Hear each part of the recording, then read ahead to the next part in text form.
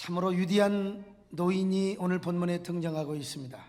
평생을 살아오면서 단 한 번도 불평하지 않고 원망하지 않으면서 오직 긍정적인 신앙과 감사의 신앙으로 하나님을 온전히 섬겼던 노인입니다.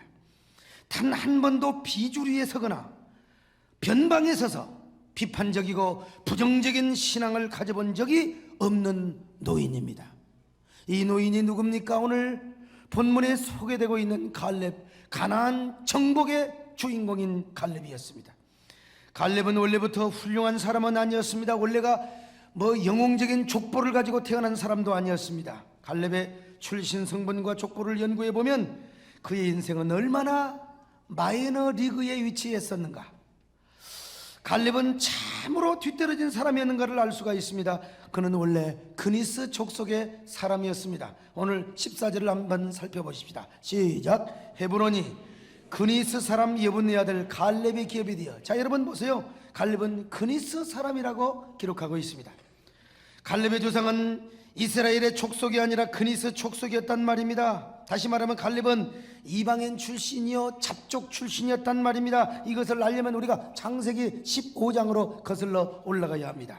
창세기 15장을 보면 하나님께서 아브라함에게 가나안 땅을 주시겠다 분명히 약속하고 있습니다. 그런데 그 땅에는 누가 살고 있는 줄 아십니까? 대략 10족속이 살고 있었습니다. 근데 그 10족속은 전부 아브라함이 후손의 칼날에 멸망받아야 할 저주받은 족속이요.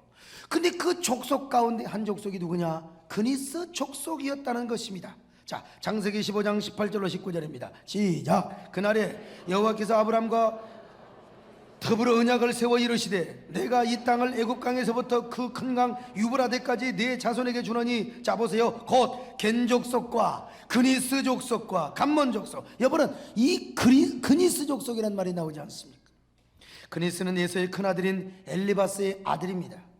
그리고 에돔 족속의 한 족장이기도 했습니다. 그런데 그니스의 후손들이 그니스의 족속을 이루었다는 것입니다.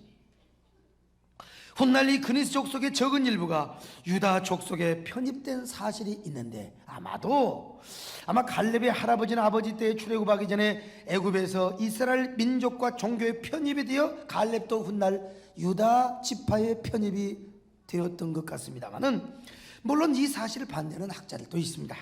갈렙을 그니스 사람이라고 한 것은 이스라엘이 가나안 땅을 정복한 후에 갈렙이 그니스 지역이나 그나스 지역에 살았기 때문에 갈렙을 그니스 사람이라고 이야기했을 것이다. 그러나 이런 반대에는 별로 설득력이 없는 것 같습니다. 성경 어디를 봐도 그니스가 되었건 그나스가 되었건 간에 이것은 족속이나 성씨를 지칭하는 용어였지 지역을 가리키는 용어가 없습니다. 또한 갈렙을 그나스나 그니스 사람이라고 할 때 이 그니스라고 하는 성을 가진 사람으로 분명히 기록하고 있습니다. 그뿐만 아니라 민수기에서도 이미 갈렙을 그나스라고 하는 사람으로 표현하고 있습니다. 자, 민수기 32장 12절입니다. 시작. 다만 그나스 사람 예분네 아들 갈렙과 눈의 아들 여호수아는. 자, 보세요. 이미 민수기에서 갈렙이를 그나스 사람이라고 표현하고 있습니다. 민수기는 모세가 가나안 땅을 정복하기 전에 기록한 성경입니다. 그러니까 가나안 정복 후에 갈렙이 그니스 땅에 거했다는 설명은 전혀 맞지가 않아요.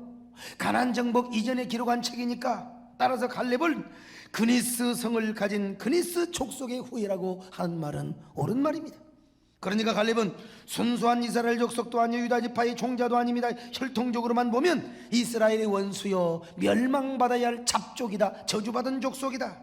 그러나 불행 중 다행으로 그의 조상은 이스라엘 민족에 편입을 했어요. 그리고 갈렙에는 유다 족속에 편입을 했다 이 말이요. 갈렙은 이것 하나만으로도 얼마나 감사했을지 모르겠습니다. 그래서 갈렙은 이 마음으로 온전히 하나님을 섬겼어요. 반쪽짜리 마음이 아니라 한 마음을 가지고 임양한 일편단심을 가지고 하나님을 온전히 섬겨드렸다 이 말이에요. 그 결과 그의 믿음과 용맹은 유다 지파의 모든 사람들의 눈에 띄었고 모세의 눈에 주목을 받게 되었습니다. 마침내 그는 유다 지파의 대표가 되어서 12 정탐꾼 중 한 사람의 자격으로 가나안 땅을 정탐하게 되는 영광을 얻게 되었습니다. 여러분 생각해 보십시오. 얼마나 하나님을 사랑하고 열심히 섬겼으면 12 정탐꾼의 한 명으로 뽑힘을 받았겠어요.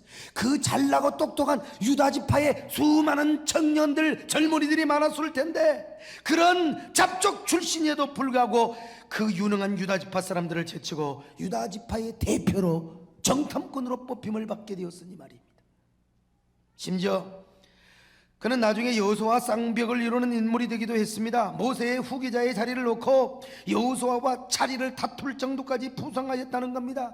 아니, 갈렙은 여호수아보다 더 유능하고 믿음 좋고 훌륭한 사람이었어. 그래서 성경을 보면 갈렙을 소개할 때마다 여호수아보다도 먼저 소개되었고 여호수아보다 믿음이 좋고 아름다운 사람이라고. 여러분, 성경은 여호수아 앞서 갈렙의 이름을 기록해 놓은 것을 볼 수가 있습니다. 민수기 14장 30절입니다. 시작. 여분네의 아들 갈렙과 눈의 아들 여호수아 에는, 보세요. 그 다음에 32장 12절입니다. 시작. 그러나 그나스의 사람 여분네 아들 갈렙과 눈의 아들 여호수아는 그랬어요.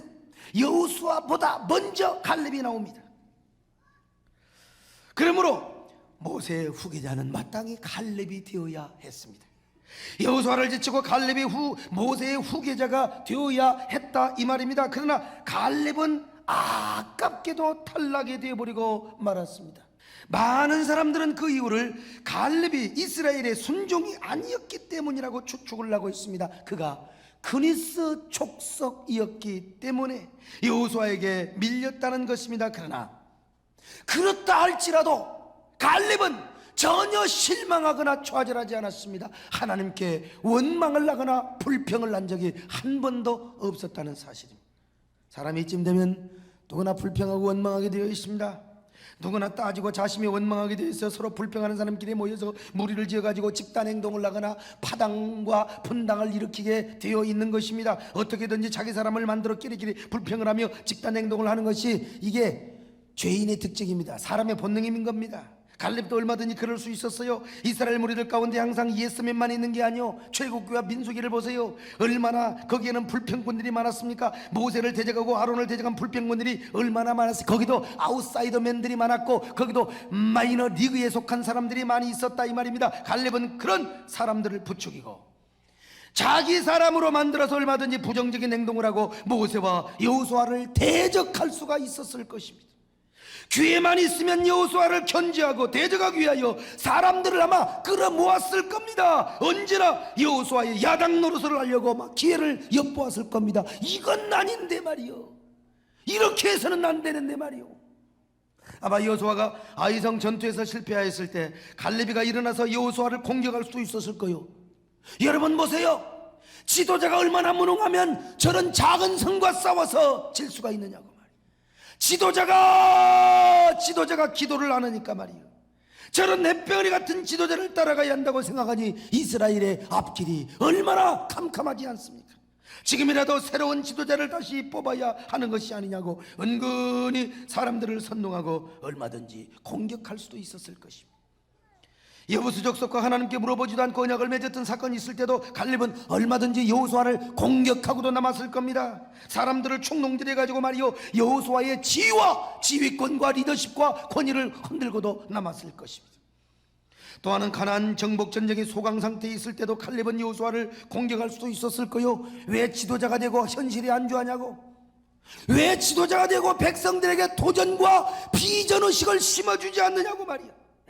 여호수아에게 불필요한 스트레스를 주고 공격을 얼마든지 가할 수가 있었을 겁니다. 그러나 갈렙은 단 한 번도 그런 적이 없어요. 그는 1인자는 못 되었을지라도 단 한 번도 열등의식이나 비교의식에 빠져본 적이 없어. 비록 그는 2인자의 자리에 있었지만 단 한 번도 부정적인 생각이나 열등의식을 가져본 적이 없었어. 언제나 여러분, 주류의식을 가지고 주류 사회에 서서 자신은 언제나 메이저리그라고 생각했고 하나님 앞에서 주인공이라고 생각을 했단 말입니다.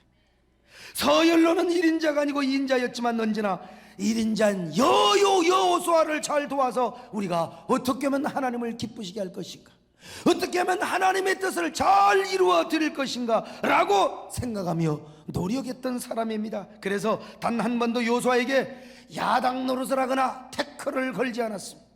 결코 1인자를 견제하기 위한 역할로 존재하지 않았고 제동장치나 브레이크 역할을 한 번도 한 적이 없었어.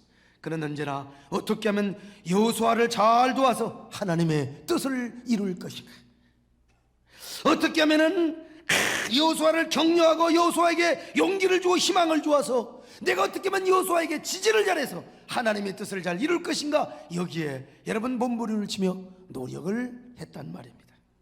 오늘날 어떤 사람은 하나님 앞에서 자기가 괜히 교회나 목사에게 막 견제 역할 잘하고 바른말 잘해서 야당 노릇을 잘하는 은사가 있다고 막 스스로 고백하는 사람이 있어요.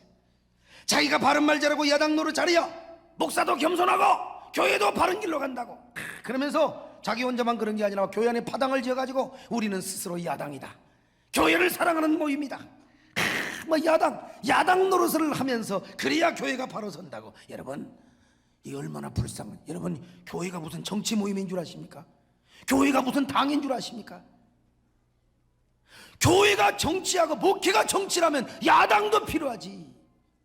그래도 이런 사람은 뭐 착각은 자유지만 그래도 사명감이라도 있어서 그렇다고 하지만, 어떤 사람은 열등의식이나 비교의식이 너무 많아가지고 이게 다른 사람 잘 되는 거 괜히 못 봐요. 제가 언제부터 우리 교회에서 저렇게 스타가 된 거야? 언제부터 저렇게 잘 나가는 거야? 그저 흠만 있으면 트집을 잡고 약점만 있으면 없는 것도 있다고 끌어내리려고 하네. 여러분, 그런 사람끼리 모여서 쑥덕거리고 그냥 콩떡을 그냥 흉을 보고 안티그룹을 형성하고 스스로 비주류가 되는 거, 여러분 하나님 보시기에 못난 짓입니다. 여러분, 멀미하는 거예요. 하나님 멀미하게 하시는 거예요. 어떻게 이런 사람이 축복의 주인공이 되고 신앙의 주류 사회를 이룰 수가 있겠습니까? 오늘 갈렙을 보세요. 갈렙은 절대로 그렇게 하지 않았습니다. 그는 이인자가 되어서도 절대로 하나님 앞에 원망하거나 불평하거나 절망하지 않았습니다. 그는 무엇보다도 하나님을 더 사랑했어요. 오히려 하나님을 더 잘 신뢰하려고, 내가 어떻게 하면 하나님을 더 사랑할 것인가, 어떻게 하면 하나님을 더 의지하고 하나님의 마음을 행복하게 하고 하나님의 마음을 감동시킬 수 있을 것인가. 그는 나이가 85세가 되기까지 이런 목적의식을 가지고 몸부림을 치며 하나님을 온전히 섬겼어요. 수많은 세월이 흐르는 동안 한마디의 불평 없이 원망도 없이 변함없는 마음으로 하나님을 섬겼어요. 여러분, 그뿐입니까? 언제나 여호수아 뒤에서 돕고 협력해 줬어요. 은밀하게 여호수아를 지지하고 여호수아를 언제나 받들어 줬습니다. 희망을 주고 용기를 주었어요. 단 한 번도 뒤에서 여호수아를 백파이팅, 뒤에서 물고 늘어지거나 뒤통수를 치는 일은 단 한 번도 없었습니다. 단 한 번도 사람들을 모아놓고 여호수아를 흉보거나 은근하게 깔아뭉갠 적도 없어요. 한동안은 자기 경쟁자였고 자기 라이벌이었어요. 그러나 여러분, 사람들 앞에서 여호수아를 높여주었어요. 여호수아의 지도력을 인정해 주었습니다. 여호수아의 권위와 지도력을 오히려 높여주고 지지를 해준 것입니다. 여러분, 바로 그런 갈렙이가 진정한 신앙의 주류사회의 주인공이 되었단 말입니다. 아니, 오히려 하나님의 백성들로부터 여호수아보다 갈렙이가 더 존경을 받았던 겁니다. 하나님까지도 갈렙이를 여호수아보다 더 높이 보고 칭찬을 해주었다는 사실을 아십니까? 그러니까 갈렙의 이름이 여호수아 앞에 나오는 거지. 그리고 수많은 세월이 흘렀어요. 마침내 이스라엘 백성들이 가나안 땅을 어느 정도 정복하여 기업을 분배하고 있을 때였습니다. 그러나 이스라엘은 가나안 땅에 노른자를 할 수 있는 헤브론 산지를 아직도 정복하지 못하고 있습니다. 그것은 네피림의 우선 곧 아낙 자손들이 그 땅을 지금 점령하고 있어요. 그래서 이곳은 여호수아도 정복할 엄도조차 내지 못하고 있어요. 이때 갈렙이 갑옷을 입고 나와가지고 여호수아 앞에 나와서 이렇게 고백을 합니다. 이 산지를 내게 달라고, 이 산지를 내가 정복하겠다고 말이오. 이 산지를 내게 주소서. 여호수아 장군이여, 내가 이 산지를 정복하겠어. 갈렙의 모습을 보세요. 얼마나 넉넉한 신앙과 여유와 담대함을 가지고 있습니까? 만약에 갈렙이가 평생 아웃사이드에서 마이너리그가 돼가지고 막 불평이 나오고 원망이 나오고 살았더라면 이런 자존감과 용기를 가지고 여호수아 앞에 나와서 이 산지를 달라고 말하겠습니까? 그러나 그는 평생 신앙의 주류에서 주류 신앙의 자리에 있었기 때문에 여호수아 앞에 담대하게 나올 수 있었고, 하나님이 함께 하시면 내가 저 안악 자손을 쳐 부술 수 있다고, 안악 자손을 내가 몰아낼 수 있다고, 쫓아낼 수 있다고 담대하게 고백을 했던 것입니다. 아마 이것을 지켜본 여호수아 장군은 속으로 갈렙에게 이런 고백을 하고도 남았을 겁니다. 갈렙 장군, 그대가 진정 이스라엘의 지도자요, 이스라엘의 1인자요. 사실은 그대가 내 자리에 앉아 있어야 하고 이스라엘의 영도자가 되어야 하는데, 갈렙 장군, 내 솔직히 미안하구려. 나같이 못난 사람이 1인자가 되어 이런 부끄러운 모습을 당신에게 보이고 있으니 말이요. 갈렙 장군이여, 내 오늘 그대가 부럽소이다. 진정으로 그대를 존경하고 경의를 표할 수밖에 없구려. 진정한 주류의 주인공, 진정한 1인자는 내가 아니라 바로 당신이요. 부디 나가서 잘 싸워 헤브론 땅을 정복하기를 바라. 성경에 이렇게 안 나왔지만 내가 여호수아래도 여러분 사람은 다 옛날 사람이나 지금이나 똑같은 거예요. 갈렙이가 이렇게 나오니까 여호수아는 이런 말을 하고도 남았을 거예요. 내가 영감이 와서 막 촤 이래 막 불러주었더니 받아치고 있는 막 선광희 목사님이 뭐라고 고백한 줄 아세요? 목사님, 한편의 사극 드라마를 보고 있는 것 같습니다. 얼마나 표현도 잘하는지 몰라요. 그래서 결국 갈렙은 그의 사위 운니엘과 함께 그 땅을 정복하였어요. 아낙 자손의 후예들을 다 쫓아내버렸고 그 땅을 그의 자녀와 그의 딸과 사위에게 물려주어 오늘에 이르게 된 겁니다. 그리고 갈렙은 제2인자로 끝났지만 그의 사위가 초대 사사, 올라오면 초대 대통령, 초대 왕이 되었어요. 그의 자녀대에 제1인자가 된 줄로 믿습니다. 1인자가 되었어요. 1인자. 오늘 우리도 마찬가지입니다. 우리도 신앙생활하면서 주류에 서시기를 바랍니다. 우리가 쓸데없이 비교의식과 열등의식으로 마이너리그를 형성하고 비주류가 되기 시작하면 한없이 내 마음은 마이너리그의 아웃사이드에 자꾸 밀리기 시작합니다. 그래야 3인자가 되고 5인자가 되고 계속해서 6인자가 되고 7인자가 되고, 그럴수록 여러분 내가 마이너리그가 될 수밖에 없어요. 그리고 축복도 변방의 축복이요, 변방의 은혜를 받을 수밖에 없는 것입니다. 교회에서 날마다 불평이나 잘하고 음란이나 신학 질투를 잘하는 사람은 자기들끼리 마이너리그를 형성합니다. 그러니 진정한 주인공이 되지를 못해요. 이스라엘 백성들을 보세요. 광야에서 모세 편에서 주리에 서지 않고 마이너리그에 있었던 사람은 광야에서 다 멸절당했지 않습니까? 여러분, 우리가 주류의 신앙에 서고 언제나 주류의 노선에 서야 여러분 은혜와 축복도 주류에 받는 줄로 믿습니다. 그래야 우리는 메이저리그의 신앙의 축복을 받는 것입니다. 그러면 갈렙이는 왜 이렇게 주류 신앙에 설 수가 있었느냐? 이게 중요하죠. 첫째로 갈렙은 별다른 눈이 있었어요.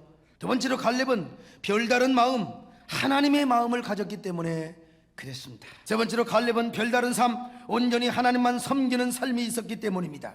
그러면 이렇게 갈렙이가 이렇게 살았다면 하나님은 어떻게 그를 보상해 주었을까? 어떻게 그를 하나님이 축복해 주었을까?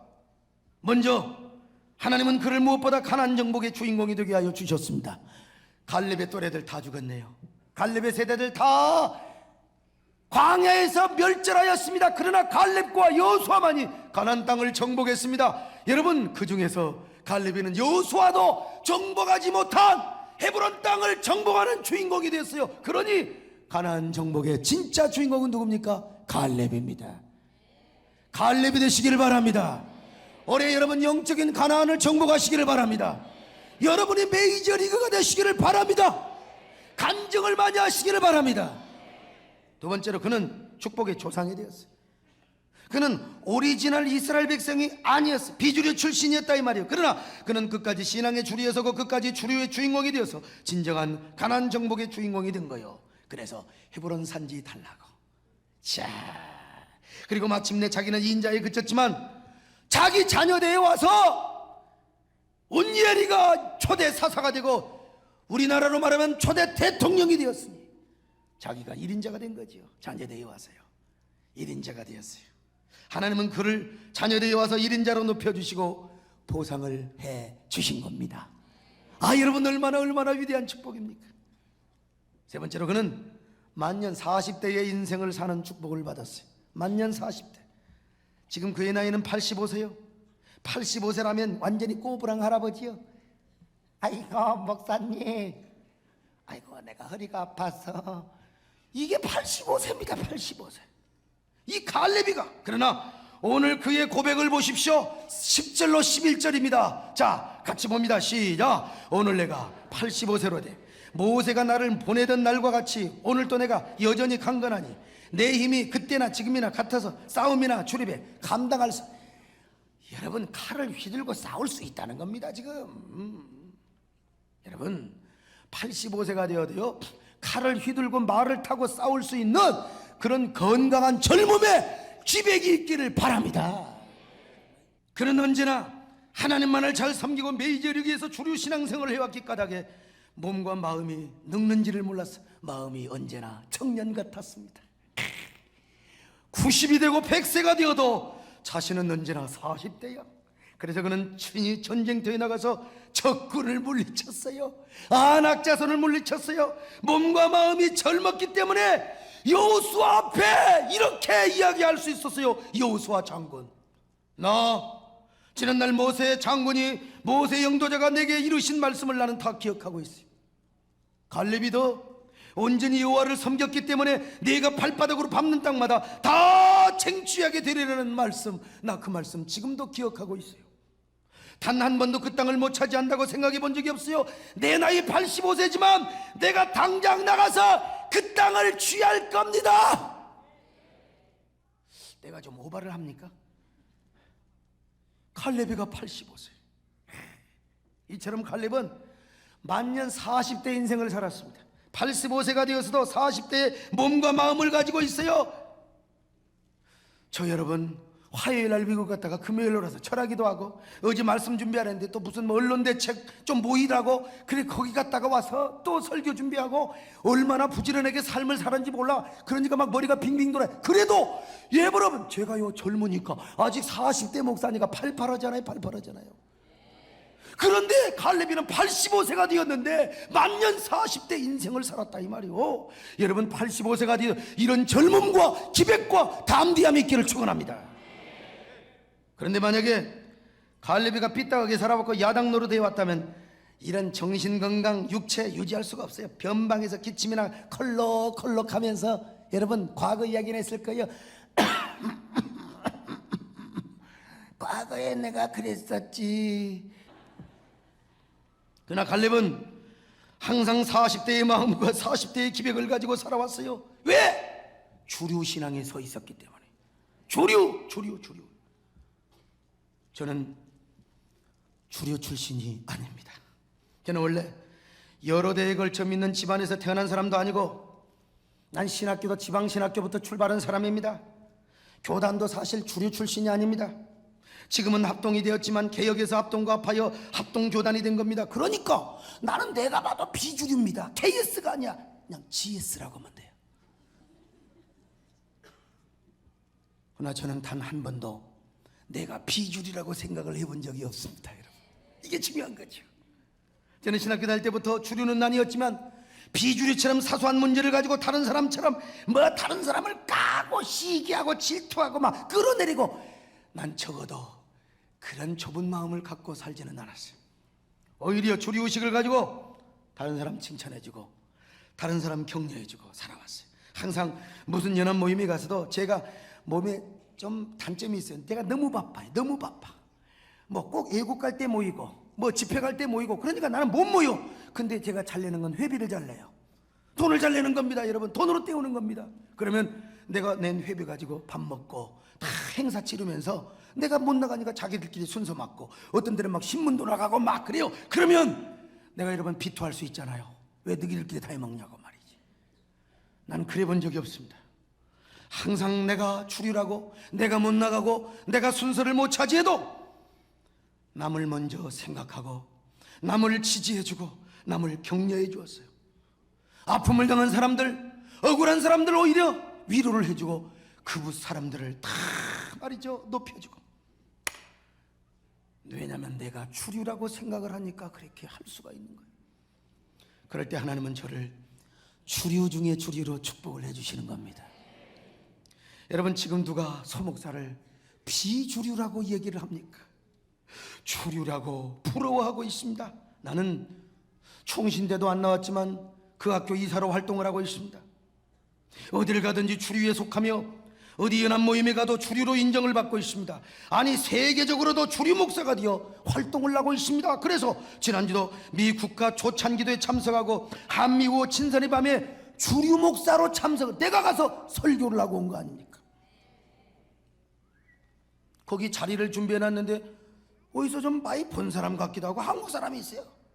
이 사람이 누군가 봤더니, 당신이 누구냐고 했더니 명함을 봤더니 우리나라 미 대사 이태식 대사예요. 아이고 안녕하십니까. 제가 목사님 TV를 통해서 신문 통해서 많이 봐서 잘 알고 있습니다. 여러분, 미 상원, 하원 의원, 상원 의원, 러시아 국회의원 등 주류로 이루어진 테이블 옆에 앉아서 여러분 참석을 하고, 내가 주류로 생각을 하니까 하나님이 항상 주류의 축복을 주시는 겁니다. 여러분, 신앙의 주류에 서서요. 공연이 마이너리그나 아웃사이드에 서서 꼴찌 축복받고 꼴찌 은혜 받지 마세요. 갈렙처럼 주류에 서서 갈렙다운 복을 받아보세요. 난 교단 바깥에 가도 언제나 주류 생각을 가지고 꼬마리 같이 안 살려고 합니다. 여러분, 음적으로 이번 주는 첫 주라고 할 수 있어요.